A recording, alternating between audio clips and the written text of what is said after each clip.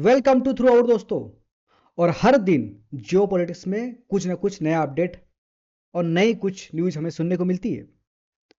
और आज भी ऐसा ही कुछ हुआ है। आप सभी को पता होगा कि यूएस हमेशा से इंडिया के ऊपर ये क्लेम करता है कि इंडियन मनी से रशियन यूक्रेन पे वॉर कर रहा है। आप सोचो कितने इलॉजिकल बातें वो देश कर रहा है जो दुनिया की सबसे बड़ी इकोनॉमी है, जिसके पास दुनिया का सबसे ज़्यादा पैसा पड़ा हुआ है। वो ऐसे बातें कर रहे हैं कि पेट्रोल खरीद के कोई कोई इतना पैसा कमा सकता है, यानी कि पेट्रोल बेचकर, कि वो एक पूरा वॉर लड़ सके।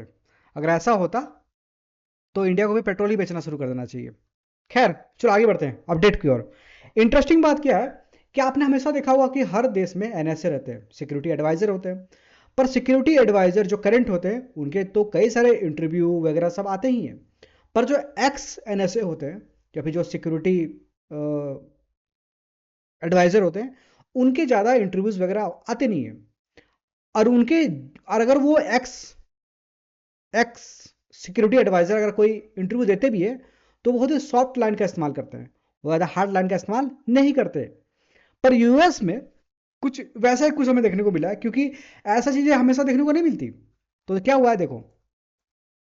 तो यूएस के जो एक्स सिक्योरिटी एडवाइजर थे, उन्होंने एक बहुत ही स्ट्रांग बात कही। जबकि इतनी स्ट्रांग बात इन जनरल, जैसे कि मैंने पहले भी कहा, कोई भी एक्स यूएस का हो या कहीं का भी हो, सिक्योरिटी एडवाइजर ऐसे स्ट्रांग शब्दों का इस्तेमाल नहीं करते। जहां पर वो कह रहे हैं कि American brand is in the toilet. अब वो ऐसा क्यों कर रहे हैं? कि डोनाल्ड ट्रंप की नीतियां, डोनाल्ड ट्रंप की पॉलिसी कुछ ऐसी है कि जैसे जैसे उनकी पॉलिसी आगे बढ़ रही है, वैसे काफी सारे देश उनके एंटी धीरे धीरे बनते जा रहे हैं। ऑलरेडी यूएस ने ब्राजील और इंडिया पे सबसे ज़्यादा करंट टाइम पे टैरिफ लगाया हुआ है। जापान ने अपने जो ट्रेड डील करने के लिए जो इनवॉइस आने वाले थे, वो अब नहीं जा रहे हैं। और उसके बाद इन सब चीज़ों को देख करके बाकी जो और कंट्री है, वो भी न किसी तरह से यूएस के खिलाफ कोई ना कोई छोटा स्टेप लेना शुरू कर देंगे, जिसके कारण अंत में नुकसान किसको हो रहा है? जो यूएसए की ब्रांड इमेज है, उसे नुकसान हो रहा है। अब ऑलरेडी आपने ये बात तो सुना होगा कि काफी सारे मीडिया हाउस ने ये पब्लिश की कि ट्रंप ने मोदी जी को कॉल किया और मोदी जी ने उसका रिस्पॉन्ड नहीं किया। देखो, इसका सिंपल रीजन है, क्योंकि ट्रंप ने वियतनाम के साथ ट्रेड डील के दौरान ऑन कॉल में क्या बोला और उन्होंने अपने पोस्ट पे क्या बोला। क्योंकि वो बड़बोले हैं, वो उनके सामने थोड़ी सी बात करो ना तो वो बढ़ा चढ़ा के बोलते हैं।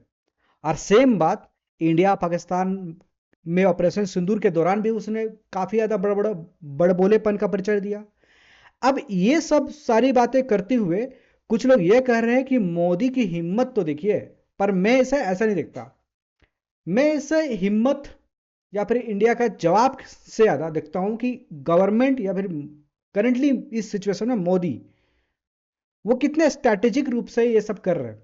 क्योंकि अगर वो कल उठाएंगे और अगर वो बात करेंगे तो कोई गारंटी नहीं है कॉल खत्म होने के बाद ट्रंप अपने सोशल मीडिया पे क्या पोस्ट कर देंगे। जो बात हुई भी नहीं होगी, हो सकता है वो बात बोल दे।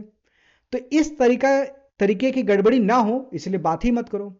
और जाहिर से बात है, इस करंट टाइम में हमें यह चीज तो देखने को मिल रहा है कि यार यूएस उतना सीरियस ही नहीं है।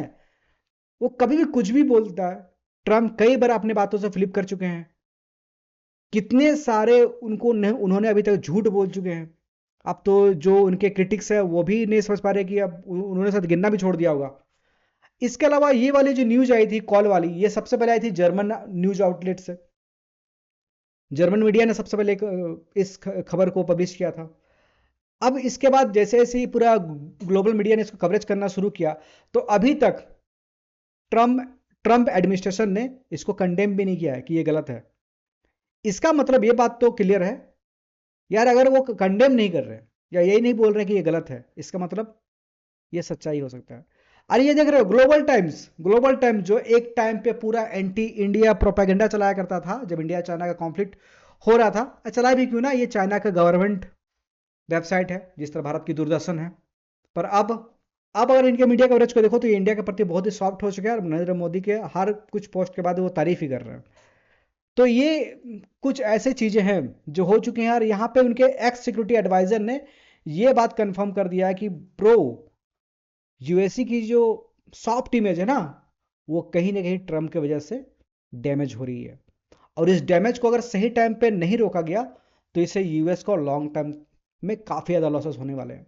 हो सकता है कि यूएस करेंटली कुछ पैसा बना ले टैरिफ लगा के, लेकिन लॉन्ग टर्म में जो बिजनेसेस यूएस पूरी दुनिया में करता है उस पर काफ़ी बड़ा डेंट लगने वाला है। तो डोनाल्ड ट्रम्प का पॉलिसी कहीं यूएसए पर बैकफायर ना कर जाए। अब चलो यूएसए की पॉलिसी अगर यूएसए पर बैकफायर करती भी है, इससे हमें क्या मतलब। इंडियन पॉलिसी ऐसी होनी चाहिए कि हमारा ग्रोथ बढ़ता रहे, क्योंकि अभी इंडिया को बहुत ज़्यादा नीड है। तो इसी के साथ ये वीडियो को यहीं पे ख़त्म करते हैं। अगर आपने अभी तक चैनल को सब्सक्राइब नहीं किया है तो सब्सक्राइब कर लो, और किसी भी तरह का सजेशन या फिर क्रिटिसाइज ही करना है ना तो नीचे कमेंट में ज़रूर करो। इससे सीख के आपके कमेंट से हम लोग नेक्स्ट वीडियो में अपने कंटेंट को इम्प्रूव करने की कोशिश करेंगे। तब तक के लिए मिलते हैं आप सभी के साथ किसी और वीडियो में। जय हिंद, खुश रहिए।